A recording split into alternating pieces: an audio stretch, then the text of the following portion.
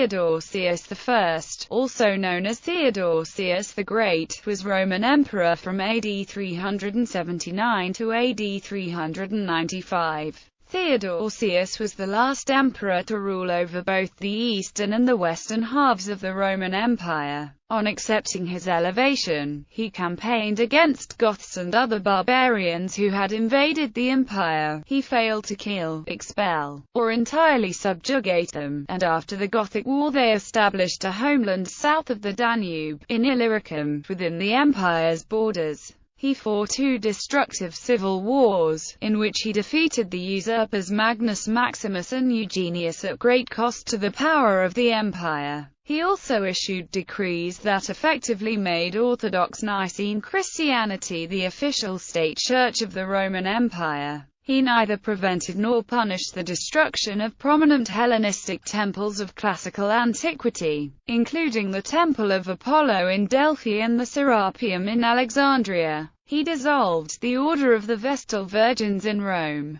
In 393, he banned the pagan rituals of the Olympics in ancient Greece. After his death, Theodosius' young sons Arcadius and Honorius inherited the east and west halves respectively, and the Roman Empire was never again reunited. Career: Theodosius was born in Corque, Galaretia, Hispania or Italica, Baetica, Hispania, to a senior military officer, Theodosius the Elder.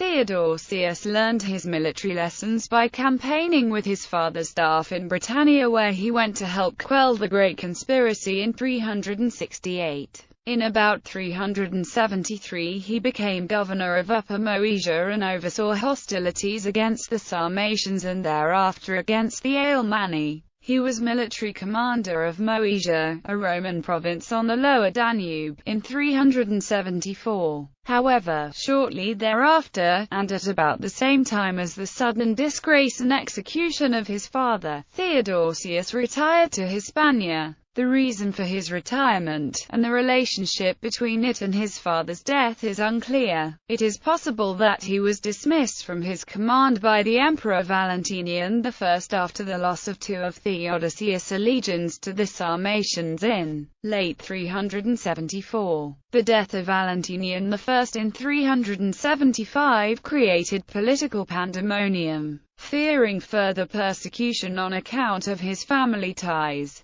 Theodosius abruptly retired to his family estates in the province of Galaretia, where he adopted to the life of a provincial aristocrat. From 364 to 375, the Roman Empire was governed by two co-emperors, the brothers Valentinian I and Valens. When Valentinian died in 375, his sons, Valentinian II and Gratton, succeeded him as rulers of the Western Roman Empire. In 378, after the disastrous Battle of Adrianople where Valens was killed, Gratton invited Theodosius to take command of the Illyrian army. As Valens had no successor, Gratian's appointment of Theodosius amounted to a de facto invitation for Theodosius to become co-Augustus of the East Roman Empire. After Gratton was killed in a rebellion in 383, Theodosius appointed his own elder son, Arcadius, to be his co-ruler in the East. After the death in 392 of Valentinian II, whom Theodosius had supported against a variety of usurpations, Theodosius rules as sole emperor, appointing his younger son Honorius Augustus as his co-ruler of the West and by defeating the usurper Eugenius on 6 September 394. At the Battle of the Frigid Ice he restored peace. Family. By his first wife, the probably Spanish Flaccilla Augusta, he had two sons, Arcadius and Honorius, and a daughter, Aelia Pulcheria. Arcadius was his heir in the east and Honorius in the west. Both Aelia Flaccilla and Pulcheria died in 385. His second wife was Gala, daughter of the Emperor Valentinian I, and his second wife Justina. Theodosius and Galla had a son Gratton, born in 388 and who died young, and a daughter Aelia Galla Placidia. Placidia was the only child who survived to adulthood and later became an empress. Diplomatic policy with the Goths. The Goths and their allies entrenched in the provinces of Dacia and eastern Pannonia Inferior consumed Theodosius' attention. The Gothic crisis was so dire that his co-emperor Gratton relinquished control of the Illyrian provinces and retired to Trier in Gaul to let Theodosius operate without hindrance. A major weakness in the Roman position after the defeat at Adrianople was the recruiting of barbarians to fight against other barbarians. In order to reconstruct the Roman army of the West, Theodosius needed to find able-bodied soldiers, and so he turned to the most capable men readily at hand. The barbarians recently settled in the empire. This caused many difficulties in the battle against barbarians, since the newly recruited fighters had little or no loyalty to Theodosius. Theodosius was reduced to the costly expedient of shipping his recruits to Egypt and replacing them with more seasoned Romans. But there were still switches of allegiance that resulted in military setbacks. Gratton sent generals to clear the dioceses of Illyria of Goths, and Theodosius was able finally to enter Constantinople on the 24th of November 380. After 2 seasons in the field, the final treaties with the remaining Gothic forces, signed the 3rd of October 382, permitted large contingents of barbarians, primarily the Vingian Goths, to settle south of the Danube frontier and largely govern themselves. The Goths now settled within the empire had, as a result of the treaties, military obligations to fight for the Romans as a national contingent, as opposed to being fully integrated into the Roman forces. However, many Goths would serve in Roman legions and others, as foederati, for a single campaign, while bands of Goths switching loyalties became a destabilizing factor in the internal struggles for control of the empire. In 390, the population of Thessalonica rioted in complaint against the presence of the local Gothic garrison. The garrison commander was killed in the violence. So Theodosius ordered the Goths to kill all the spectators in the circus as retaliation. Theodoret, a contemporary witness to these events, reports, "The anger of the emperor rose to the highest pitch, and he gratified his vindictive desire for vengeance by unsheathing the sword most unjustly and tyrannically against all, slaying the innocent and guilty alike." It is said 7,000 perished without any forms of law, and without even having judicial sentence passed upon them, but that, like ears of wheat in the time of harvest, they were alike cut down. Theodosius was excommunicated by the Bishop of Milan, St. Ambrose, for the massacre. Ambrose told Theodosius to imitate David in his repentance as he had imitated him in guilt. Ambrose readmitted the emperor to the Eucharist only after several months of penance. In the last years of Theodosius' reign, one of the emerging leaders of the Goths, named Alaric, participated in Theodosius' campaign against Eugenius in 394, only to resume his rebellious behavior against Theodosius' son and eastern successor, Arcadius. Shortly after Theodosius' death,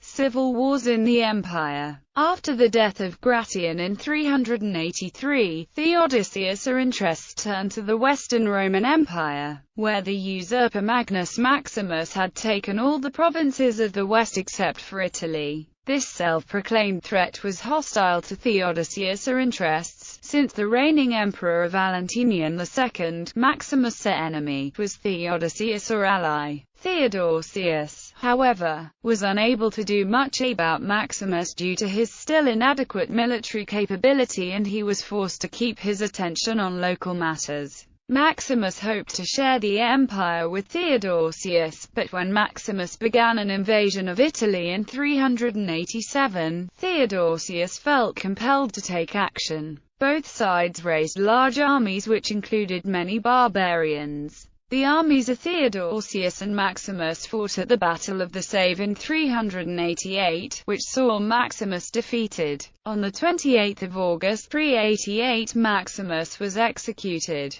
now the de facto ruler of the Western Empire as well. Theodosius celebrated his victory in Rome on June 13, 389 and stayed in Milan until 391, installing his own loyalists in senior positions including the new Magister Militum of the West, the Frankish general Arbogast. Valentinian II was a very young man, little more than a figurehead, with Arbogast as the true power behind the throne. Trouble arose again, after Valentinian quarreled publicly with Arbogast, and was found hanging in his room. Arbogast announced that this had been a suicide. Arbogast, unable to assume the role of emperor because of his non-Roman background, elected Eugenius, a former teacher of rhetoric. Eugenius made some limited concessions to the Roman religion. Like Maximus, he sought Theodosius a recognition in vain. In January 393, Theodosius gave his son Honorius the full rank of Augustus in the West, citing Eugenius' illegitimacy. Theodosius gathered a large army, including Goths and other barbarians, and marched against Eugenius. The two armies faced at the Battle of Frigid Ice in September 394. The battle began on 5 September 394, with Theodosius a full frontal assault on Eugenius' forces. Theodosius was repulsed on the first day, and Eugenius thought the battle to be all but over. However, in Theodosius' camp, the loss of the day decreased morale. It is said that Theodosius was visited by two heavenly riders all in white, who gave him courage. The next day, the battle began again and Theodosius' forces were aided by a natural phenomenon known as the Bora, which produces cyclonic winds. The Bora blew directly against the forces of Eugenius and disrupted the line. Eugenius' camp was stormed, Arbogast committed suicide and Eugenius was captured and soon after executed. Thus Theodosius became sole emperor. Art patronage. Theodosius oversaw the removal in 390 of an Egyptian obelisk from Alexandria to Constantinople. It is now known as the Obelisk of Theodosius and still stands in the Hippodrome, the long racetrack that was the center of Constantinople's public life and scene of political turmoil. Re-erecting the monolith was a challenge for the technology that had been honed in the construction of siege engines. The obelisk, still recognizably a solar symbol, had been moved from Karnak to Alexandria with what is now the Lateran obelisk by Constantius II. The Lateran obelisk was shipped to Rome soon afterwards, but the other one then spent a generation lying at the docks due to the difficulty involved in attempting to ship it to Constantinople. Eventually, the obelisk was cracked in transit. The white marble base is entirely covered with bas-reliefs documenting the imperial household and the engineering feat of removing it to Constantinople. Theodosius and the imperial family are separated from the nobles among the spectators in the imperial box, with a cover over them as a mark of their status. The naturalism of traditional Roman art in such scenes gave way in these reliefs to conceptual art. The idea of order, decorum and respected ranking, expressed in serried ranks of faces. This is seen as evidence of formal themes beginning to oust the transitory details of mundane life, celebrated in Roman portraiture. The Forum Terrae in Constantinople was renamed and redecorated as the Forum of Theodosius, including a column and a triumphal arch in his honor. Nicene Christianity becomes the state religion. In 325, Constantine I had facilitated the Church's bishops to convene the Council of Nisha, which affirmed the prevailing view that Jesus, the Son, was equal to the Father, one with the Father, and of the same substance. The council condemned the teachings of the heterodox theologian Arius, that the Son was a created being and inferior to God the Father. Despite the council's ruling, controversy continued. By the time of Theodosius' accession, there were still several different church factions that promoted alternative Christology. Arians, while the Nicene Council paved the way for the Homoousian view. There remained many closer to the Arian school who attempted to bypass the Christological debate by saying that Jesus was merely like God the Father, without speaking of substance. These non-Nicenists were frequently labeled as Arians by their opponents, though not all would necessarily have identified themselves as such. The Emperor Valens had favored the group who used the homoios formula. This theology was prominent in much of the East and had, under Constantius II, gained a foothold in the West. Theodosius, on the other hand, steadfastly held to the Nicene Creed, which was the interpretation that predominated in the West and was held by the important Alexandrian Church. Definition of orthodoxy and legitimation of non-orthodox Christian creeds. On 27 February 380, together with Gratton and Valentinian II, Theodosius issued the decree Cunctis Populos, the so-called Edict of Thessalonica, recorded in the Codex Theodosianus XVII 1.2. This declared the Nicene Trinitarian Christianity to be the only legitimate imperial religion and the only one entitled to call itself Catholic. Other Christians he described as foolish madmen. He also ended official state support for the traditional polytheism religions and customs. On 26 November 380, 2 days after he had arrived in Constantinople, Theodosius expelled the non-Nicene bishop, Demophilus of Constantinople, and appointed Meletius Patriarch of Antioch, and Gregory of Nazianzus, one of the Cappadocian Fathers from Antioch, Patriarch of Constantinople.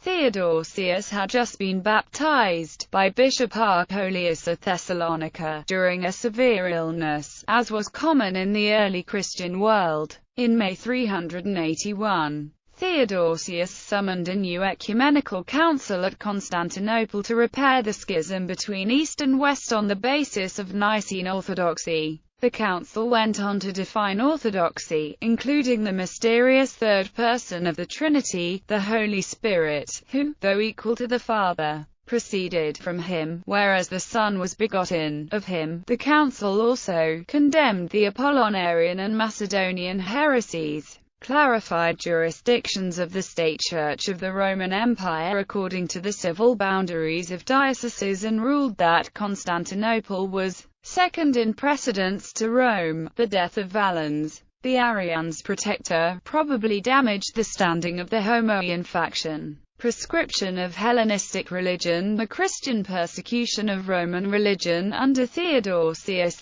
I began in 381, after the first couple of years of his reign in the Eastern Empire. In the 380s, Theodosius I reiterated Constantine's ban on former customs of Roman religion, prohibited heruse by sea on pain of death, pioneered the criminalization of magistrates who did not enforce laws against polytheism, broke up some pagan associations, and tolerated attacks on Roman temples. Between 389 to 392, he promulgated the Theodosian decrees, which removed non-Nicene Christians from church office and abolished the last remaining expressions of Roman religion by making its holidays into workdays, banned blood sacrifices, closed Roman temples, and disbanded the Vestal Virgins. The practices of taking auspices and witchcraft were punished. Theodosius refused to restore the altar of victory in the Senate House, as asked by non-Christian senators. In 392 he became sole emperor. From this moment till the end of his reign in 395, while non-Christians continued to request toleration, he ordered, authorized, or at least failed to punish, the closure or destruction of many temples, holy sites, images and objects of piety throughout the empire. In 393 he issued a comprehensive law that prohibited any public non-Christian religious customs, and was particularly oppressive to Manichaeans.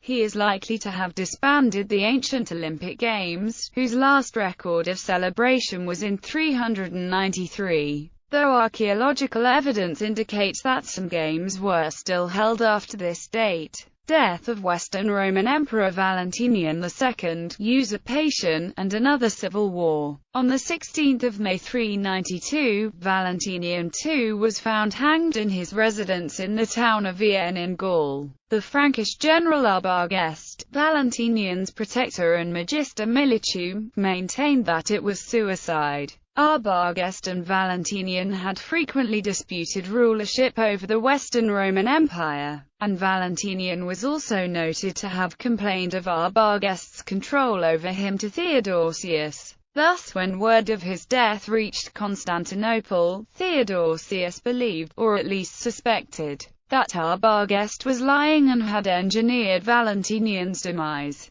These suspicions were further fueled by Arbogast's elevation of Eugenius, from Roman commander and official, to the position of Western Emperor. Ambrose, the Bishop of Milan, spoke some veiled accusations against Arbogast, in his funeral oration for Valentinian II. Valentinian II's death sparked a civil war between Eugenius and Theodosius over the rulership of the West, resulting in the Battle of the Frigid Ice. The Eastern victory there led to the final brief unification of the Roman Empire under Theodosius, and the ultimate irreparable division of the empire after his death. Death and legacy.